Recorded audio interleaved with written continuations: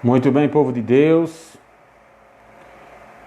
vamos dar início a mais uma live, dessa vez pelo Facebook, com o nosso pastor Samuel Ribeiro, da Igreja Presbiteriana Central aqui de Mossoró, no Rio Grande do Norte.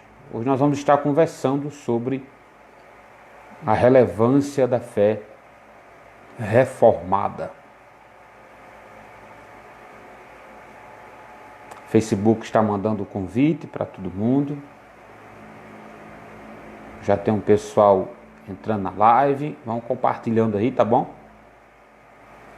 Vocês dizem se o áudio está bom.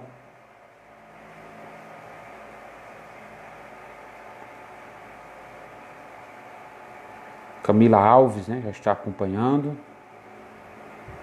Deixa eu ver quem mais. Hoje eu vou estar conversando sobre a fé reformada. Você já ouviu falar nisso?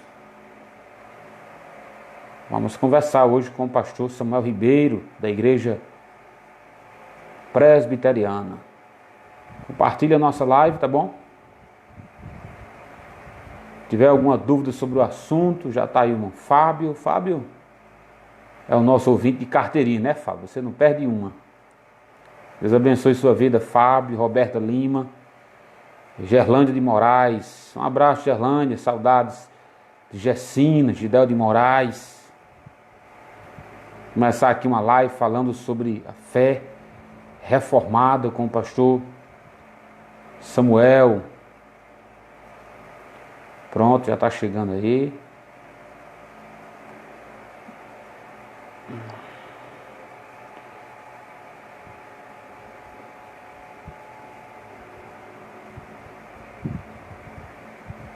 Samuel, pronto, agora vai dar certo.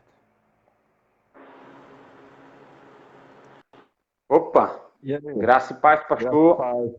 Graça e paz, tudo bem? Tudo bom, graças a Deus, está tudo na santa paz. Que bom que deu certo, né? Isso. A gente se encontrar mais uma vez. O senhor está na sua casa, é? Não, rapaz, a Gemima teve bebê, aí eu tô na casa dos meus sogros aqui pro pós-parto. Vim antes do parto, na Sim, rapaz, verdade, parabéns aí pelo novo herdeiro, né? O herdeiro ou uma herdeira? herdeira. É a Sim, segunda menina, parabéns, até a pastor. mais, obrigado, até a mais velha que é Sara, tá indo pros 3 anos já, e Elisa agora. Sim, tá parabéns, né, para a família. Tá aumentando, né? Eu conheci o senhor, só tinha uma princesa, agora tem Isso, duas. Deixa eu só isso. aproximar aqui. Agora já tem duas princesas, que benção, viu? Que benção. Obrigado. Pastor Samuel, está cortando um pouco, pastor. Acho que é a posição da câmera do senhor. O seu Tá rosto. cortando? Só quanto mais distante, mais nítida fica. Deixa... Pronto. Tá bom, sim? Ficou. Exato. Exato. Exato.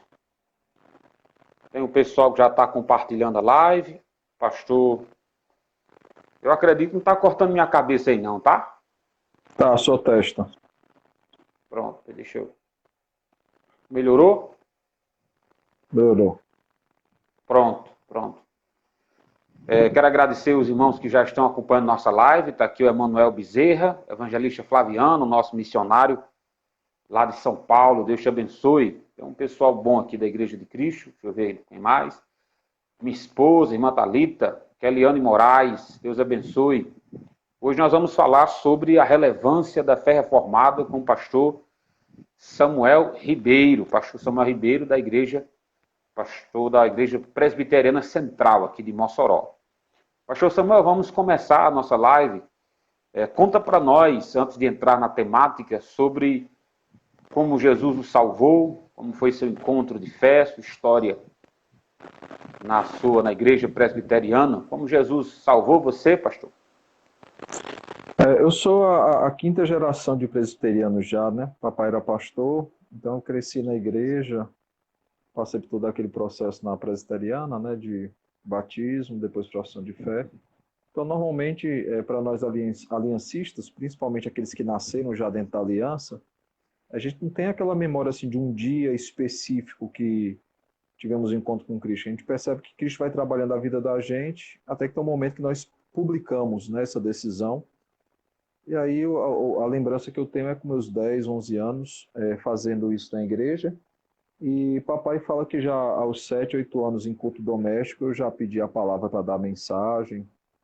Então, não tem uma data assim não específica. Normalmente quem não cresce na igreja, né, quem é alcançado pelo evangelho com família que não é crente ou a família até um pai é crente ou a mãe é crente, às vezes a pessoa lembra bem aquela situação.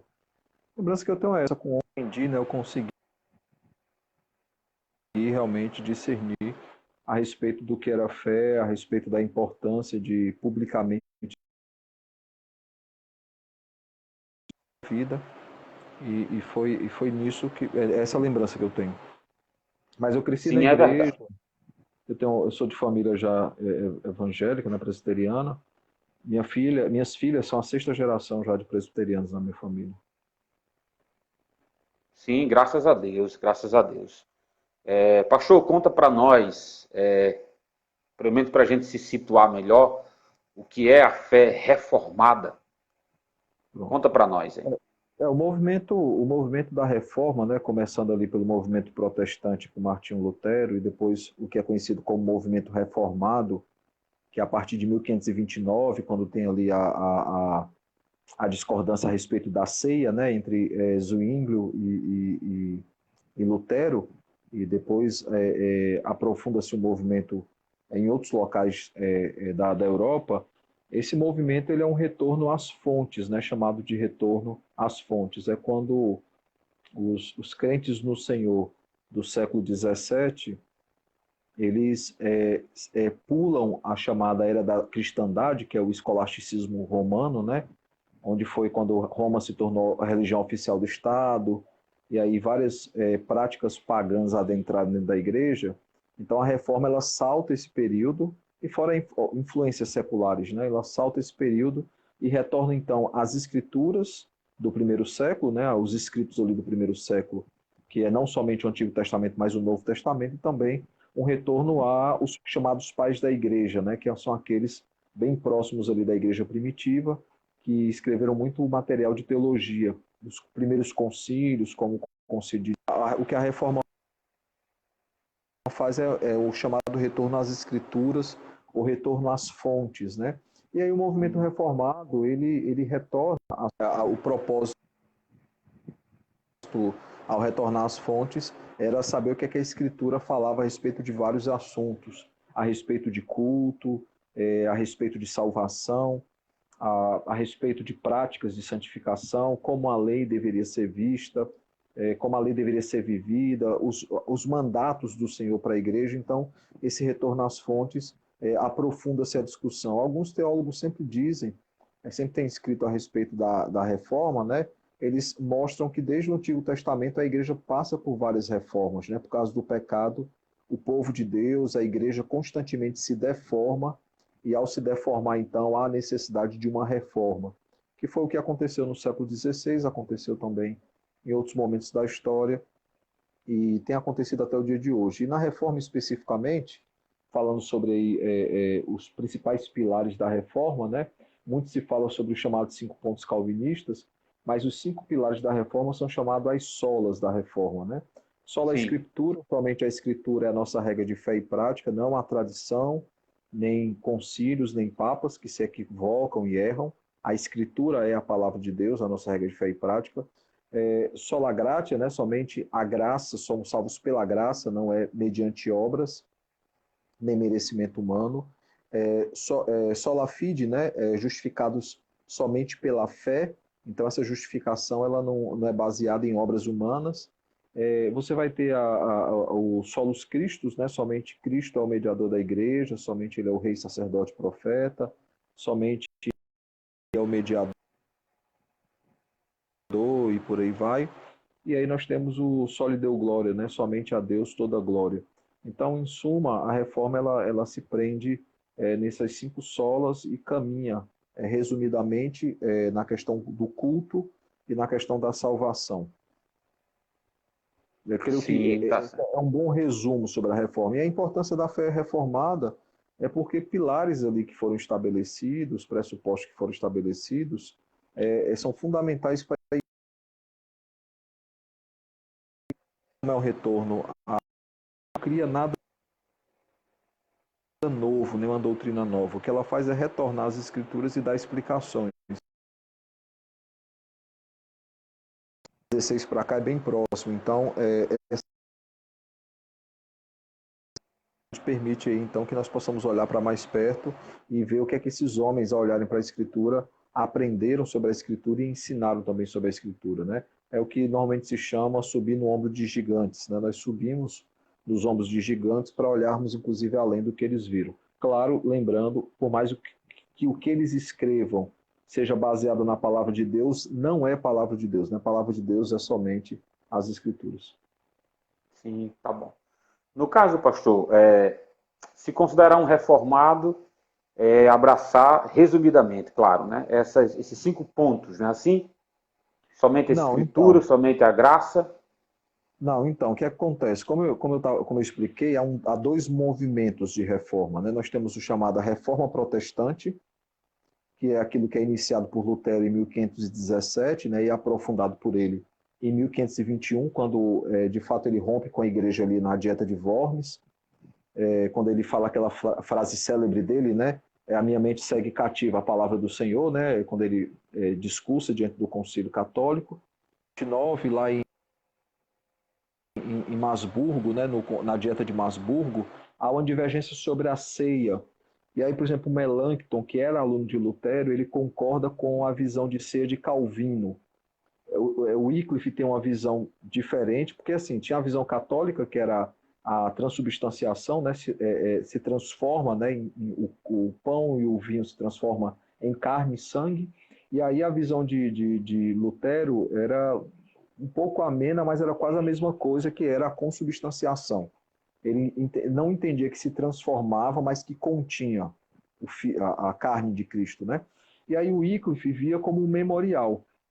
Calvino ele vai além e ele entra na discussão e a visão dele tem poder para perdoar pecados, porque há momento de confissão de pecados e examine-se a si mesmo. É também um memorial, mas mais do que isso, é alimento espiritual, assim como a e é também um momento em que Cristo está sim presente, não nos elementos de forma física, mas espiritualmente ele se faz presente.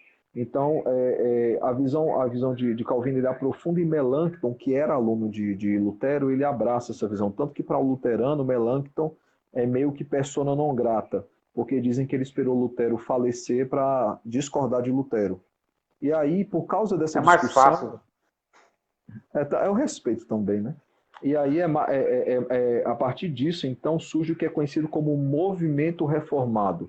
Esse movimento reformado, ele acontece na Alemanha, tem Melanchthon, você vai ter na França os huguenotes, mas você vai ter principalmente na Inglaterra os chamados puritanos e anglicanos também. Só que os anglicanos, eles rompem com a Igreja Católica e eles fazem uma reforma pela metade. Eles rompem com algumas questões católicas, mas a questão litúrgica e das indústrias.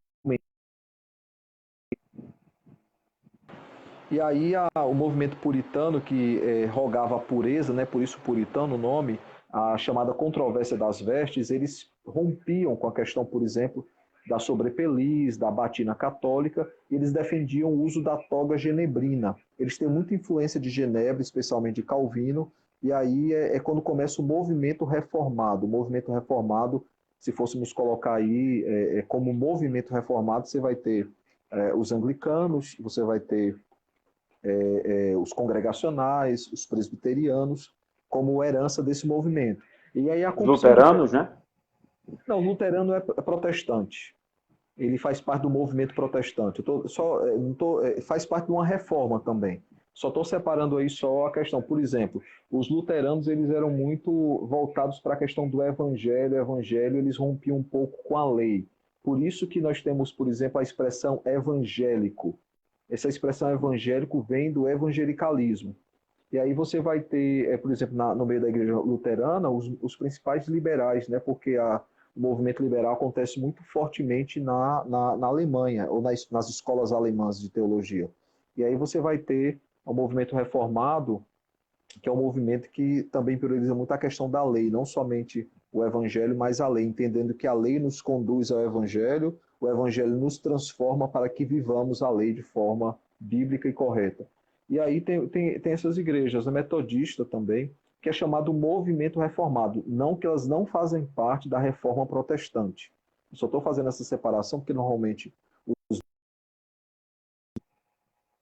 reforma protestante, mas não fala sobre o movimento reformado. E aí no movimento reformado, os documentos de Westminster, né, que são feitos ali na Inglaterra, a pedido do parlamento, e aí esses documentos norteiam. E aí nós teremos no documento de Westminster seria rapidamente essa explicação. Então, a Igreja Reformada são igrejas que guardam essa tradição. E aí tem vários documentos, né? Não só os documentos de Westminster, mas tem o documento de Heidelberg, você vai ter a confissão belga, daquelas igrejas que são reformadas, né? Os cânones de Dort, confissão belga, os documentos de Westminster, Heidelberg, a confissão helvética, a segunda confissão helvética, e aí você vai ter outros documentos também, que são chamados documentos da reforma, ou documentos reformados. Eu entendi. No caso, cada igreja foi fazendo suas confissões de fé para ajudar os seus próprios membros, né? Seu grupo, por assim dizer. Nós temos confissões sendo escritas desde que a igreja é igreja. Normalmente a confissão ela é um tratado teológico onde aquilo que a pessoa crê é exposto. Os catecismos também sempre foram presentes na igreja.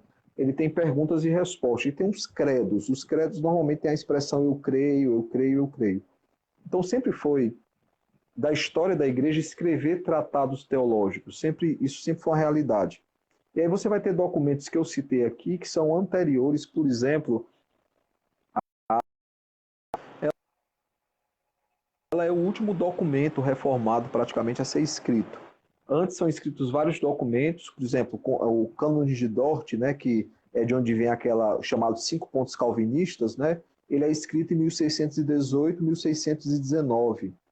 Os documentos de Westminster já são escritos em 1643 a 1646. E aí tem documentos anteriores, de 1536. Então, assim, há vários documentos. E aí, a Confissão de Fé de Westminster é o grande último documento da Reforma. Você vai ter depois, por exemplo, em 1689, a Confissão Batista, a Confissão de Londres, né, que é chamada de Confissão Batista. Mas ela é praticamente uma cópia da Confissão de Fé de Westminster. Eles pegaram a Confissão de Fé de Westminster e resumiram em uma confissão.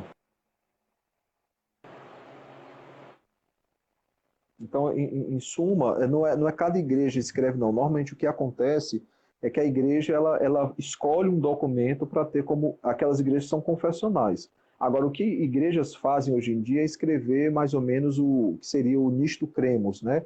Um resumo doutrinário. Então, as igrejas reformadas elas não vão escrever esses documentos, eles vão dizer, nós subscrevemos tais documentos. Por exemplo, na Constituição da Igreja, o que rege a Igreja normativamente, no parágrafo 1º diz que tem as Escrituras como regra de fé e prática e tem os documentos de Westminster como fiel exposição doutrinária daquilo que cremos. Então, ele já vai ter aí no primeiro capítulo da Constituição da Igreja, Constituição Interna, o que crê. Aí não precisa escrever novamente, porque o documento ele já está escrito já, foi escrito aí no século XVIII, né? Não, XVII. Entendi.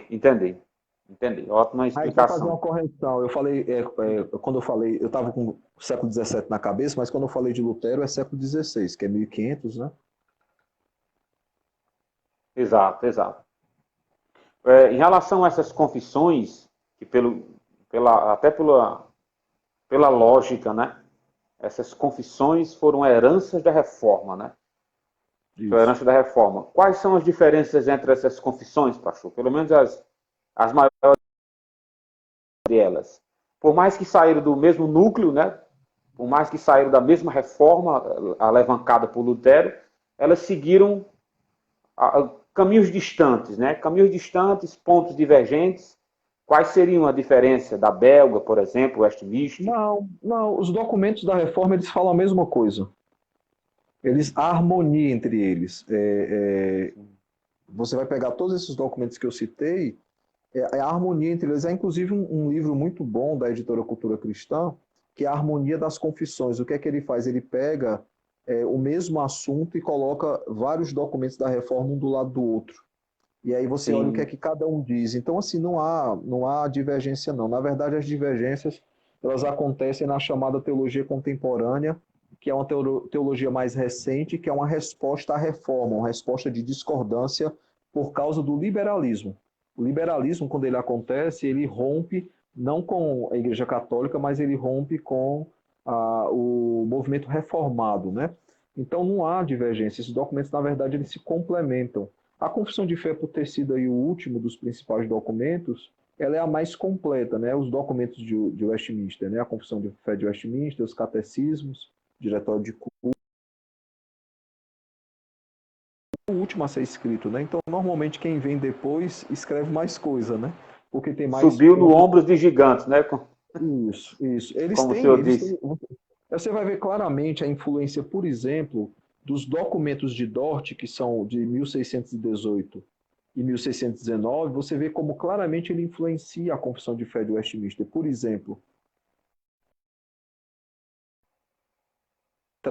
nos 5 pontos calvinistas e na questão da ordem dos decretos. O Westminster faz isso porque é bem próximo de Dort e Dort acabaram de discutir sobre isso. Então, documentos que vieram antes não tem como discutir porque não é dos dias dele. Por exemplo, uma vez me perguntaram, mas na ordem dos decretos, qual é a posição de Calvino? A minha resposta é, não era uma discussão dos dias dele. É um Entendo, entendo. anacronismo, né? Um anacronismo fora do tempo. É um anacronismo você chegar e colocar, por exemplo, essa discussão nos dias dele. Então, o que na verdade acontece com esses documentos é que eles se complementam, não há discordância entre eles, mas volto a dizer, é uma fiel exposição doutrinária daquilo que os reformados creem. Não é palavra de Deus, por mais que fale da palavra de Deus. Sim, entendi, entendi. Em relação infelizmente, eu digo infelizmente porque é um movimento recente, né, do liberalismo teológico. E o movimento Reforma, eu acredito que, com certeza, é o que atrapalha o avanço do liberalismo, não é assim? Porque os 5 pontos da reforma, como o senhor bem disse, resumidamente, o primeiro é somente a escritura, não é assim? Esse é o primeiro. Pastor, como a igreja ela se protege do liberalismo teológico? Depois você explica para nós o que é liberalismo, tá bom? Para os que O, estão libera, acompanhando. E logo o, libera, depois, tá, o o contraponto. liberalismo ele relativiza pontos da nossa fé, por exemplo, o que é que torna uma igreja cristã, né? A reforma, inclusive, ela vai criar categorias de 3 tipos de igreja, né? Uma igreja com a teologia pura, então é chamada igreja pura. Uma igreja com a teologia não tão pura assim, então é chamado de igreja menos pura. E você tem a seita. É assim que a reforma ela classifica movimentos, né? E aí, como é que você classifica uma igreja que é seita? Quando ela rompe com princípios da igreja, por exemplo, especificamente o chamado credo apostólico. O credo apostólico, que é muito negligenciado por várias igrejas, achando que é tradição católica e não o credo apostólico ele define mais ou menos o que é uma igreja pura ou menos pura ou uma seita. E aí quando uma igreja, por exemplo, não crê na Trindade ou crê de forma equivocada na Trindade ou uma das pessoas da Trindade, quando não crê na Escritura, quando não crê numa criação literal, de dias literais, quando não crê no nascimento virginal de Cristo, Maria era virgem quando ele nasceu, na encarnação de Cristo, não crê que ele morreu pelos nossos pecados, que ele padeceu, ressuscitou ao terceiro dia, né? Ele foi assunto aos céus, ele voltará para buscar a igreja, não crê no Espírito Santo, no sacerdócio universal, na comunhão dos santos. no retorno de Cristo. Então, essas questões, quando não creem, são tratadas ou como seitas ou igrejas menos puras. O liberalismo, ele rompe, por exemplo, com a perspectiva de que a Escritura é palavra de Deus totalmente, eles entendem que contém a palavra de Deus, mas não é palavra de Deus. Eles não veem a Cristo como ele deveria ser visto na Escritura, né? Eles veem como alguém que veio para servir de exemplo, que morreu, mas morreu para tornar possível a nossa obediência ao Pai. Se ele obedeceu, nós também podemos obedecer. Eles não creem no pecado, eles creem que na verdade, você se torna pecador ao pecar, e quando você perde perdão, você não tem mais pecados, e aí é possível você salvar a si mesmo. Então, assim, eles têm uma visão bem complicada a respeito da Escritura. Eles relativizam verdades bíblicas, e aí pega muita gente aí de surpresa, né? Nós temos tido aí um neo-iluminismo e um neoliberalismo teológico nos nossos dias, onde há aí uma ruptura, né? E do milagre, assim, da ação sobrenatural do Senhor, e tenta se dar explicações racionais. Por exemplo, para o liberalismo, Cristo ele não multiplicou os pães e os peixes. Uma criança doou o pão e o peixe, e aí isso moveu a multidão para fazer o mesmo. Então, a multiplicação dos pães e dos peixes, na verdade, foi uma mudança de consciência. Mais fé para acreditar nisso do que... Pois é. A questão do Mar Vermelho, na verdade, a maré lá baixou. Eles vão sempre ter explicações para dizer que, na verdade, o sobrenatural ele não existe. O sobrenatural ele não existe, que, na verdade, sempre há uma explicação racional para todas essas coisas. Então, assim, eles rompem com as escrituras.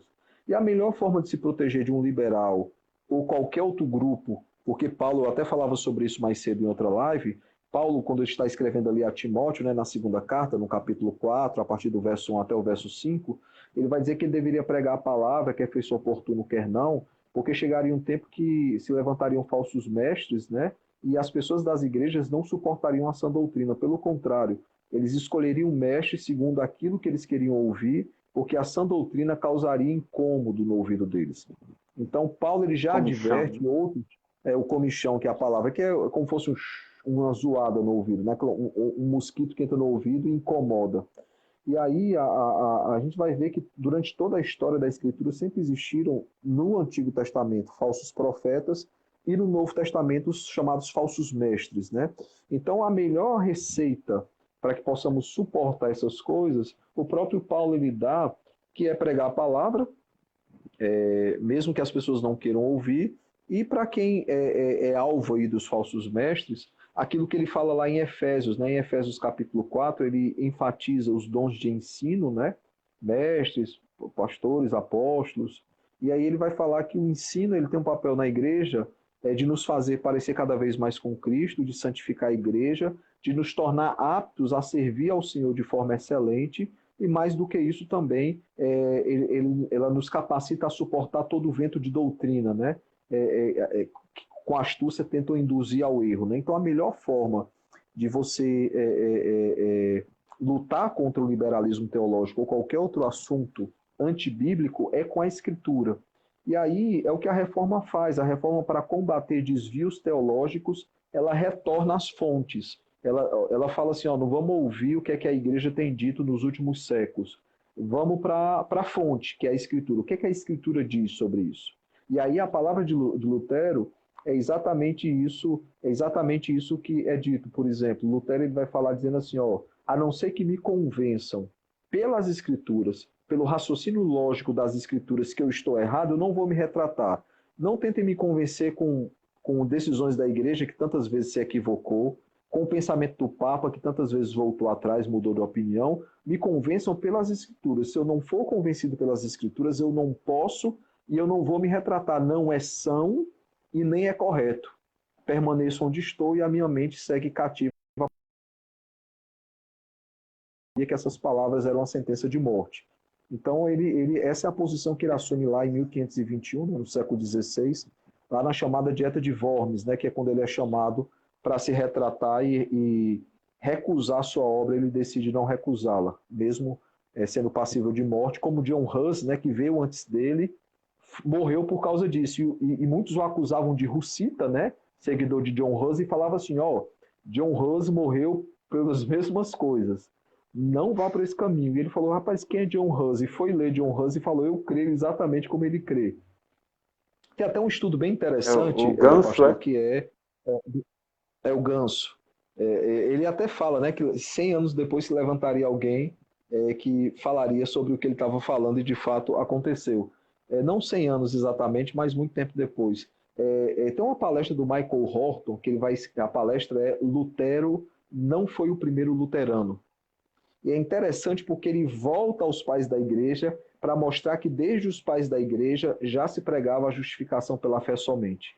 E ele faz uma constatação interessante. Ele fala, a reforma ela foi bem sucedida, porque alguns dizem, a reforma não foi bem sucedida porque não reformou a igreja, ela quebrou a igreja. E ele vai dizer, não, a reforma foi bem sucedida porque a verdadeira igreja continua na igreja reformada. Aí antes que alguém diga assim, peraí, mas isso é um equívoco histórico, por que é que ele diz isso? E a resposta dele é, porque no momento que o Concílio de Trento diz que quem defender a justificação pela fé somente é anátema, o Concílio de Trento diz duas coisas. Primeiro, eles nunca leram os pais da igreja porque defendiam a justificação pela fé somente, e ao divergir de uma doutrina totalmente bíblica, eles deixaram de ser igreja. Então, o Concílio de Trento, no pensamento de Michael Horton e outros, é que houve um rompimento. Eles deixam de ser igreja católica, que o sentido católico é uma igreja que é universal, né? Uma igreja que sempre existiu. É um conceito de Nicéia, né? Nicéia diz que a igreja ela é una, ela é santa, ela é católica e ela é apostólica. Então, esses quatro conceitos a igreja católica ela rompe. Por exemplo, a igreja católica é a igreja católica apostólica romana. E com a reforma surge a igreja católica apostólica reformada, né?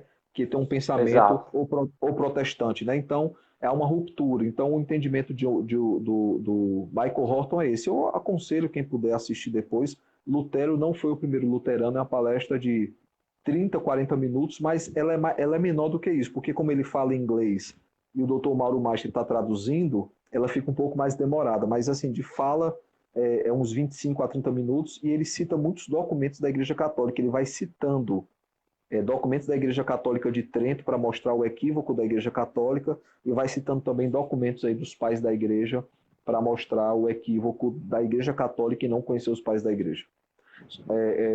Só uma pergunta aqui, eu não sei se faz tempo que ela está aí, o que é uma igreja menos pura, né? Uma igreja Sim. menos pura é uma igreja que não foge ao que é os princípios ali do credo apostólico, ela segue os princípios do credo apostólico, mas ela tem algumas visões não tão bíblicas ou não tão reformadas, vamos assim dizer. Por exemplo, eu não quero nem entrar nessa polêmica, é só para dar um exemplo, certo? A igreja reformada entende que a doutrina da salvação é chamada doutrina monergista. A doutrina monergista é a doutrina onde Deus, o Pai, o Filho e o Espírito Santo, eles são agentes solitários ali na salvação. É eles quem elege, são eles que enviam o filho morre, o Espírito Santo convence, ou seja, toda a salvação ela é decretada e ela é aplicada pelo Deus Trino, pelo Pai, pelo Filho e pelo Espírito Santo. A visão sinergista crê que o homem precisa participar, porque se o homem não participar, não acontece. É o que nós chamamos hoje de calvinismo e arminianismo, mas não são os termos históricos. Os termos históricos é monergismo e sinergismo. À luz de Dort, Deus depender da ação do homem, à luz de Dort, é um equívoco, porque não há base bíblica nem teológica para isso. Deus, ele salva quem ele quer. Eu terei misericórdia de quem me aproveita em misericórdia. Então, por exemplo, para a reforma, uma igreja menos pura é uma igreja que crê na Trindade, crê na Escritura, crê que Cristo encarnou, que nasceu da Virgem Maria. Entendam, Virgem Maria porque na época ela era virgem ainda, não é porque ela continuou virgem depois, tá certo? Mas Sei. usa-se esse termo para dizer que Jesus nasceu de forma virginal. Foi realmente um milagre. E aí, você pode crer em tudo isso, mas se você tem um entendimento equivocado a respeito de salvação, achando que a salvação depende do homem, aí é considerado como igreja menos pura. Não é considerada como seita, mas é considerado como igreja menos pura. Isso na concepção da reforma. Lembrando que o pensamento arminiano Não arminiano, porque Armínio ele era monergista, ele só discordava de uma questão que era a ordem dos decretos. Mas o chamado pensamento sinergista é o mesmo pensamento da Igreja Católica. Não é à toa que o arminiano ele é chamado de semi-pelagiano. Por quê? Porque a visão dele é baseada naquilo que Pelágio defendia e que a Igreja Católica cria, que era o quê? Cristo morre e torna possível a justificação, mas para que a justificação aconteça, é necessário que o homem creia e exerça boas obras, que aceitar Jesus. Nós cremos que não, que o aceitar Jesus é uma consequência daquilo que Cristo fez e da obra que Deus faz nas nossas vidas. Mas o que Há um Cristo livro faz de, há um Pode livro de falar. Martinho Lutero, né, chamado Nascido Escravo. Ele explica Isso. bem sobre isso. Já é um pensamento da Isso. reforma, né, de Não, 1500. o pensamento da reforma, que é justificação pela fé somente, é entender que a justificação ela não depende de obras. Né? E Romanos é o livro base para isso, porque o Romanos fala, né, o justo viverá pela fé. Lutero não conseguia entender, Arthur, a seguinte questão. Como é que Deus ele pode me amar, ou como é que eu posso ser alvo do amor de Deus, se tudo que eu faço é trapo de imundícia? Se há um cálice que será derramado, que é o cálice da ira de Deus. E aí, quando ele passa por um novo nascimento, ele entende justamente isso, que por mais que nós sejamos merecedores do inferno e de condenação, nós somos salvos pela graça do Senhor, porque as nossas obras, não seria possível por meio das nossas obras salvar a nós mesmos. E Romanos 1, 2 e 3 fecha a questão totalmente, diz que, na verdade, pela lei todos estão condenados, pela lei não há um sequer, um justo sequer, não há quem peque, todos se extraviaram. Então, a salvação é necessário que, de fato, creiamos no Senhor, mas nós só cremos pela obra que Cristo fez, e não é baseado em obra humana, né? Não é baseado naquilo que podemos oferecer ao Senhor. E só para responder, mas os menos vão para o céu ou não? Não, a reforma crê que as igrejas menos puras, elas irão para o céu. As seitas é que não irão. Aliás, as seitas, a gente está falando aqui de grupos, né? Mas a gente sabe que quem vai para o céu são os eleitos ou não eleitos. Mas, por exemplo, se um eleito tiver numa seita, ele sairá daquela seita e será transformada pelo Senhor. Por exemplo, a Igreja Católica é considerada como seita, por exemplo. E os menos puros vão para o céu. Eles têm apenas um entendimento limitado a respeito de alguns assuntos, mas isso não os torna menos salvos. Sobre essa colocação, a fé e a obra andam juntas, eu concordo totalmente, mas a questão a fé, as obras, elas são meios de salvação ou são manifestação de salvação? Para a reforma, as obras elas manifestam salvação, mas elas não salvam em si mesmas, elas não são meios de salvação. Mas todos salvam. Efeito e não causa, né? Porque, por exemplo, você pega Efésios 2, né? Efésios 2, 8 a 10. Vamos pegar logo o texto mais resumido, né? O verso 8 e 9 diz: pela graça sois salvos, mediante a fé, isso não vem de vós, é dom de Deus, não de obras para que ninguém se glorie. Ou seja, obras não salvam. Mas aí no verso 10 diz: pois somos feitura dele, criados em Cristo Jesus Criados. para as boas obras, das quais Deus de antemão nos preparou para que andássemos nela. Ou seja, as obras elas seguem, são sinais de que somos crentes, ou seja, elas manifestam que somos salvos, mas em momento algum elas são meio de salvação. Porque se a obra fosse meio de salvação, Cristo não precisava morrer na cruz pelos nossos pecados. A gente apresentava a Correto, obra no correto. Antigo Testamento, no Novo Testamento, e pronto, estava salvo. Para que Cristo precisava morrer na cruz? Pelos nossos pecados, se as nossas obras podem salvar a nós mesmos. Então, volto a dizer, Continuando. a fé e a obra andam juntas, sim, mas as obras como manifestação de fé, né, de que fomos realmente transformados, manifestação de salvação. Certo. Continuando dentro do próprio assunto, em relação à reforma, né, e a relevância dela, até hoje nós temos efeitos dela. A reforma, ela também, tudo isso para a glória de Deus, ela levantou homens na área da ciência, na área da política, na área da arte, porque a soteriologia é um ponto da reforma, né? Mas ela desembocou em toda a vida humana, não há um centímetro quadrado que Cristo não possa dizer é meu, é meu. Isso. Em relação a isso, pastor, vamos por parte. Na área da economia, qual é a herança da reforma? Ela tem alguma contribuição para isso? Ela mudou a vida, o dia a dia das pessoas? Só para você ter noção, pastor Arthur, sobre isso, vários historiadores, escritores, até escritores judeus, né, que falam muito sobre economia, né, o pessoal diz que judeu é bem econômico, mão fechada, historiadores judeus, historiadores franceses, eu vou falar dos franceses, porque ao falar de economia não tem como não falar de Calvino. Historiadores franceses que eram sequer crentes no Senhor, eles defendem que a importância, e a gente quando fala de calvinismo só pensa em salvação, mas a doutrina calvinista ela é muito mais profunda do que 5 pontos. Por exemplo, na economia, Calvino ele institui princípios ali em Genebra que esses historiadores vão dizer que Calvino é quem ele é porque esses princípios que ele ensinava foram aplicados em Genebra e surtiram efeito. E dizem que ele criou um novo tipo de homem que era o homem reformado, daí a expressão reformado, né? Por exemplo, na economia, ele é que é responsável pela chamada especialização da mão de obra. Ele entendia que o trabalho, todo trabalho é sagrado. Lembrem, pelo contexto judaico, o trabalho sagrado era o trabalho do sacerdote. Pelo contexto católico, o trabalho sagrado era o do sacerdote, ou seja, o chamado trabalho sagrado era o trabalho para a igreja e o trabalho chamado secular era tudo aquilo que era feito fora da igreja. E aí Calvino rompe com essa dicotomia, né? Ele diz que tudo é sagrado. Se for lícito, glorifica a Deus e é sagrado. E aí, por exemplo, se é sagrado, é uma vocação. Eu nasci para fazer aquilo. Se eu nasci para fazer aquilo, eu tenho que ser o melhor naquilo que eu faço para que Deus seja glorificado de forma profunda. E, por exemplo, você vai pegar a especialização, a importância que ele dá para a especialização, por quê? Porque ele entende que o faz tudo, aquele que fazia bico, ele não glorificaria a Deus de forma completa. Por quê? Porque ele não estava se dedicando àquilo que era a sua vocação, e ele estava, inclusive, roubando o trabalho de outras pessoas. Então, ele tinha que glorificar a Deus naquilo que ele foi chamado. Então, você vai ter a especialização de mão de obra, é um princípio calvinista. Você vai ver a questão de trabalhos lícitos que glorificam a Deus, de trabalhos que não prejudicavam o âmbito da família. Era inadmissível para um reformado, para um puritano, por exemplo, trabalhar além das horas necessárias.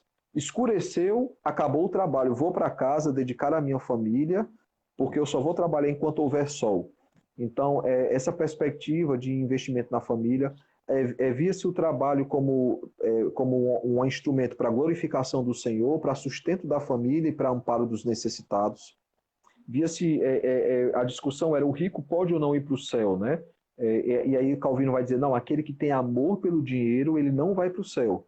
Mas alguém que se dedica, que se esmera e é abençoado pelo Senhor, ele vai para o céu e ele deve usar essa riqueza para abençoar a vida de outras pessoas, como Paulo, por exemplo, dirá lá aos Coríntios, dizendo que Deus ele abençoa com riquezas para que o seu nome seja cada vez mais glorificado, ou seja, quanto mais eu tenho, mais eu ajudo aqueles que precisam. Provérbios vai até dizer, Senhor me dá o suficiente, né? Nem me dá de menos para que eu não venha reclamar, nem me dá de Exato. mais para que eu não venha me esquecer do Senhor, né? Então Calvino ele trabalhava isso, ele nos dá o suficiente para que ele seja glorificado, para que as nossas famílias sejam amparadas e para que os necessitados sejam assistidos. Ele vai defender, por exemplo, capacitação, ele vai dizer que aquele que estava desempregado deveria ser financiado para estudar, para ter recursos, material, para que aprendesse um ofício e pudesse trabalhar.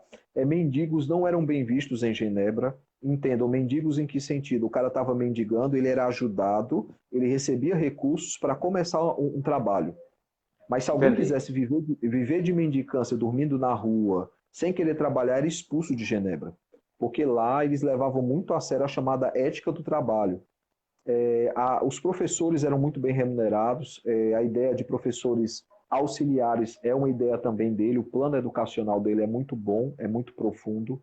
A ideia, por exemplo, de ter bancos, né, a ideia, por isso que os bancos suíços eles são tão respeitados, é herança calvinista.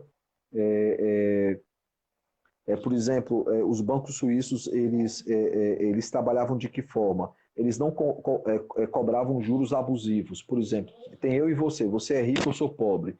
Você precisava pegar um empréstimo com o banco, você pegaria e daria a correção monetária, porque esse dinheiro parado ele estaria rendendo, né? Daria a correção monetária. Eu sendo pobre, eu podia pegar esse recurso e eu podia dizer que eu não tinha condição de pagar. E sendo sincero, lá a honestidade é que imperava, né? As pessoas não eram desonestas. Não, eu não tenho como pagar.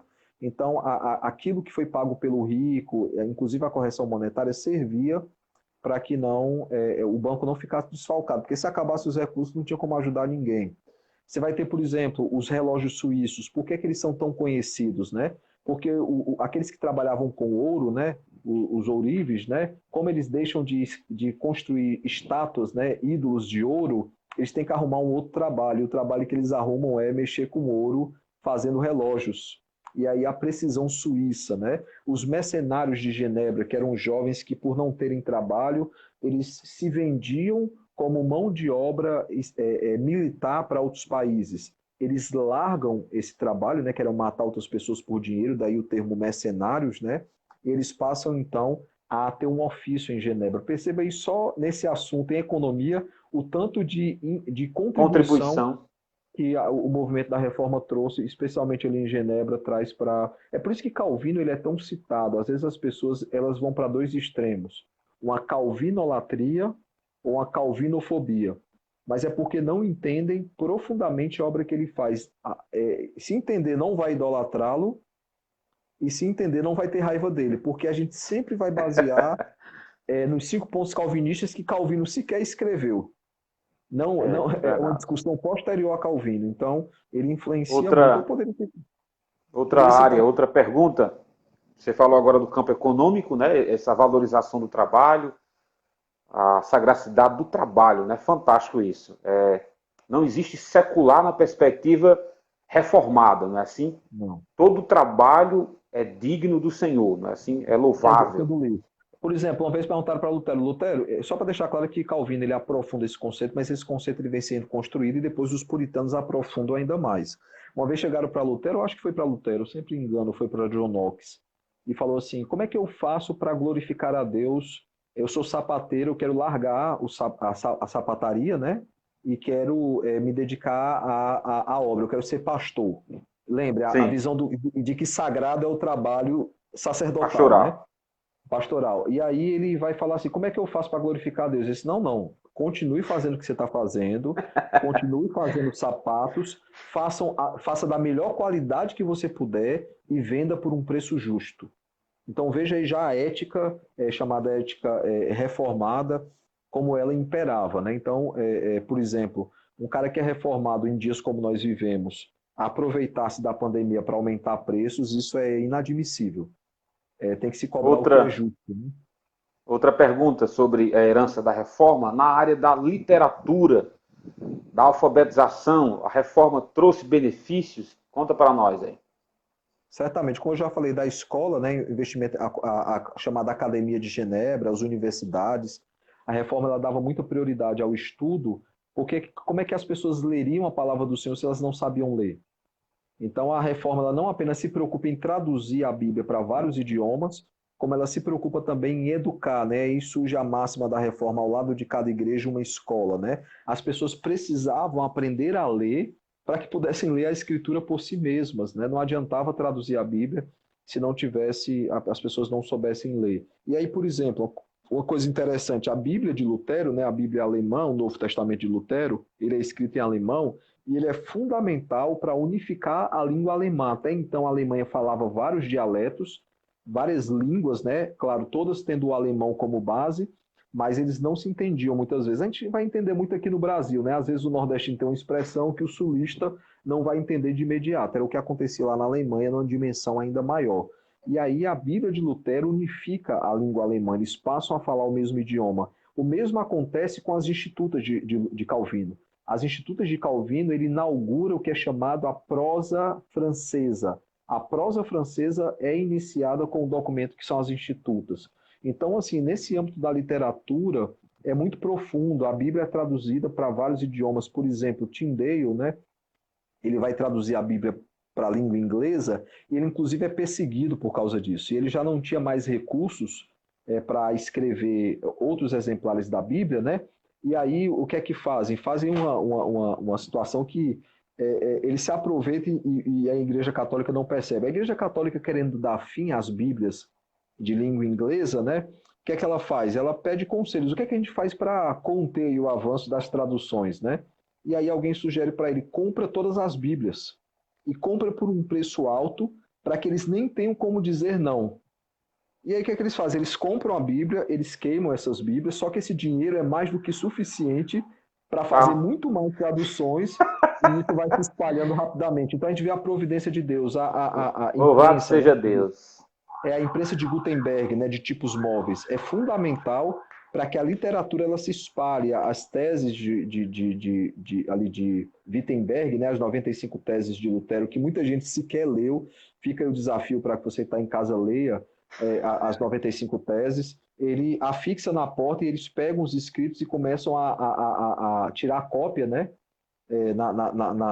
Na imprensa de tipos móveis lá de Gutenberg, eles começam a espalhar aí a esses documentos, né, a ponto que os escritos de Lutero e de outros reformadores rapidamente passam a ser conhecidos na Alemanha e por toda a Europa. E eu falei bem por cima, viu? Porque se eu fosse aprofundar mais aqui... A gente está chegando a 1 hora, vamos aqui chegar ao final. Conta para nós a herança na área científica, a herança da reforma. Científica, nós temos muitos avanços que a ciência fará, as próprias universidades, né? Exato. Avanços no estudo, por exemplo, a ciência, quando ela é criada ou ela é aprofundada, é justamente para provar que Deus é o criador de todas as coisas. Veja, e Ironia, né? hoje é um campo perdido para nós, é chamada a tese do coveiro, né? A igreja cavou sua própria cova, né? As academias que são criadas pela reforma, hoje nós praticamente não temos espaço nelas de discussão, local de fala, como se diz, né? A ciência, que os grandes cientistas eram cristãos, hoje também nós não temos lugar de fala, como é dito pelas pessoas, porque é um campo que nós perdemos, principalmente por causa do liberalismo e do evangelicalismo também, em dada medida, né? Nós achamos que a intelectualidade era apenas coisa de gente que não cria na palavra, né? Que a fé e a razão não poderiam caminhar juntas, e perdemos espaço aí nas universidades, né? Então, nas ciências, várias descobertas, elas sempre apontavam aí para a glória de Deus e para a criação, né? As artes, todas elas apontavam para um Deus criador. Matemática, ela é exata, porque Deus ele é exato e cria tudo perfeito. A música tem ritmo, harmonia e melodia, porque isso aponta para um Deus que é perfeito e faz tudo de forma harmônica. Então, tudo que vai sendo criado aponta para o Deus criador.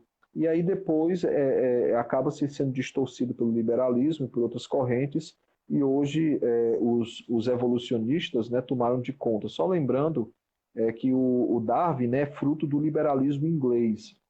Spurgeon, inclusive, acusa a Igreja Batista de Londres, né, a ser o local onde foi gestado a teoria da evolução das espécies, porque o que se diz é que Darwin foi, em certo ponto, ele foi numa igreja buscando respostas e bagunçaram ainda mais a cabeça dele, e ele saiu dessa igreja para criar a chamada teoria da evolução das espécies. Nietzsche, ele teve educação teológica, né? Então, assim, você vai ver que, infelizmente, a igreja ela foi criando esses problemas por causa do liberalismo teológico, por causa de outras coisas, né? Mas de forma mais recente, pelo liberalismo teológico, que começou a bagunçar aí a cabeça das pessoas.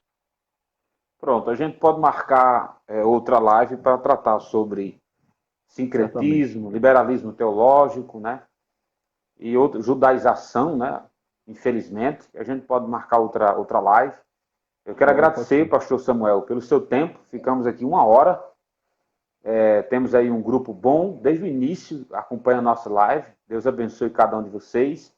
Se tiverem alguma pergunta para o pastor Samuel, se for fácil, pode deixar que eu respondo. Se for difícil, eu passo para ele. A única tristeza que eu tenho em relação ao pastor Samuel é porque ele torce pelo São Paulo. Aí, infelizmente. Então, Eu não. Propositalmente eu ia usar a camisa de São Paulo, mas por respeito eu não coloquei. Assim, eu não tenho nada contra o São Paulo. Mas se acabasse, eu não ia sentir falta, não. Bom é o Flamengo, tá entendendo? É recíproco, digo mesmo. Se o Flamengo acabasse, eu não. Se alguém tiver alguma pergunta, pessoal, sobre a reforma, não entendeu algum ponto, fica à vontade para perguntar. Alguns participaram, muita gente. Eu peço até desculpa, porque é um assunto que eu gosto, eu vou falando. Se me deixar eu falar a noite toda. Eu peço desculpa se eu falo rápido, porque eu falo muito rápido, que às vezes eu fico com pressa de terminar o raciocínio, e peço desculpa se disse muita coisa, é porque é um assunto que eu gosto demais. Então, tranquilo, o que era para ser dito, o senhor foi, que é a origem da reforma, os pontos da reforma, os efeitos dela até hoje, foi dito. E, claro, a gente falou também sobre os inimigos da reforma, que são a questão das seitas e a questão do liberalismo teológico. Tudo isso foi muito bom, foi muito bom. Inclusive, o pastor Samuel é um dos professores, né, do CETEL. Ele disponibilizou-se a ajudarmos os alunos do CETEL. Eu sei que aluno do CETEL está ouvindo aí. Você pode espremer Samuel, que o homem aí está capacitado. Deus abençoe sua vida, Samuel. A gente vai orar, encerrando a nossa live, tá bom?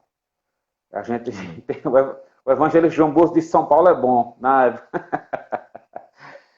Então a gente vai orar, falar com Deus. Obrigado pela sua disponibilidade. A gente marca outra, viu? Muito obrigado mesmo. Vamos falar com Deus. Seu nosso Deus, querido e eterno Pai, nós te damos graças por usar esse meio, ó Deus, de comunicação para falar de um assunto tão importante, Senhor Jesus, que com certeza é a centralidade da sua palavra. O seu nome continue a ser glorificado. O seu nome continue a ser exaltado, ó Deus, em todas as plataformas, em todas as redes sociais que usarmos. Dai-nos sabedoria para usar esse instrumento para a sua glória, para o seu louvor. Oro pelo pastor Samuel, oro pelas suas filhas, pela esposa, pelo seu ministério pastoral, a sua igreja, ó Deus, que o mesmo pastoreia. Guarda todos, ó Deus, da sua família e os que estão ouvindo, acompanhando também a nossa transmissão. Dai-nos a cada um de nós uma boa noite de sono. Em nome de Jesus. Amém, Senhor. Amém. E amém. Amém. Deus te abençoe. Até mais. Amém. Finalzinho, João Bosco disse assim, eu posso não ser calvinista, mas sou de São Paulo. Olha só. Olha, que bom. Valeu. Fica Valeu, na paz. Deus abençoe. Fica na paz também.